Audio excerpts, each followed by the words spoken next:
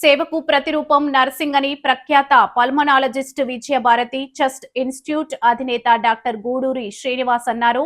వైద్యులు వైద్యం అందిస్తే ఆ వైద్యం ఫలితం ఇవ్వాలంటే నర్సింగ్ సేవ చాలా ముఖ్యమన్నారు.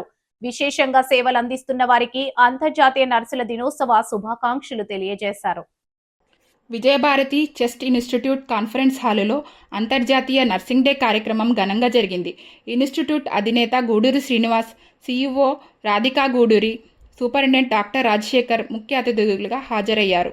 నైటింగేల్ చిత్రపటం వద్ద కొవ్వొత్తులు వెలిగించి అనంతరం కేక్ కట్ చేసి శుభాకాంక్షలు తెలిపారు.